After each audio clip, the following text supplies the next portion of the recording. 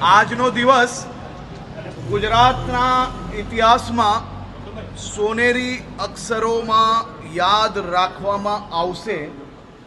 આજે ગુજરાતના લોકપ્રિય મુખ્યમંત્રી આદરણીય શ્રી ભૂપેન્દ્રભાઈ પટેલ ગુજરાતની સૌ બહેન દીકરી માતાઓ માટે એક સમાન નિયમ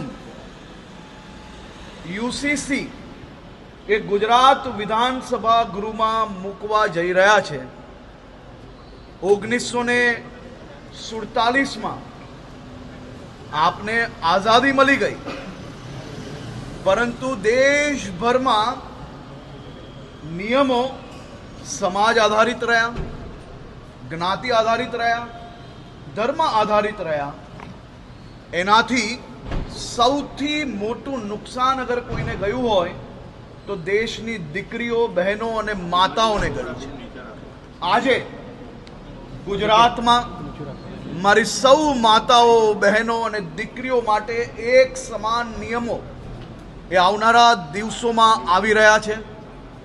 યુસીસી એ દેશના તમામ લોકો માટે એક સરખા નિયમો, લગ્ન બાબતે હોય કે પછી દીવાની બાબતે હોય, આ બધા જ વિષયોમાં એક સમાન નિયમ યુસીસીના માધ્યમથી ગુજરાતમાં લાવવામાં આવશે।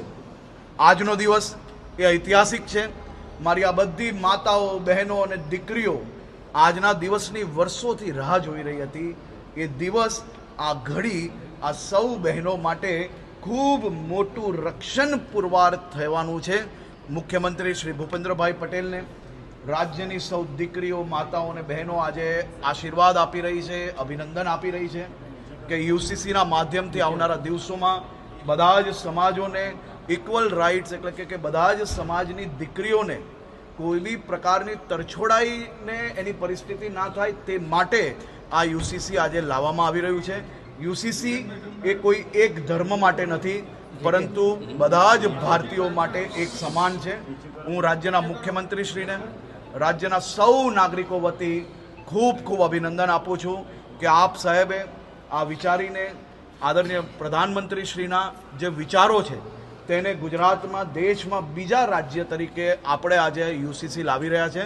અને જરૂરથી બહુમતીથી, અને હું માનું છું ત્યાર સુધી રાજ્યની દીકરીઓ, રાજ્યની માતાઓ, રાજ્યની બહેનોની સુરક્ષાનો વિષય હોય, એમના હકનો વિષય હોય, ત્યારે બધા જ ચૂંટાયેલા પ્રતિનિધિઓ એમના વિસ્તારની બહેનો, માતાઓ અને દીકરીઓના હકમાં એક સમાન, એમના ન્યાયમાં સાથે અને ખૂબ ઐતિહાસિક રીતે આ બિલ આજે પ્રસ્તુત, સાથે સાથે પાસ બી થાય તેવો મારો 100% વિશ્વાસ છે। ઓકે, હિન્દીમાં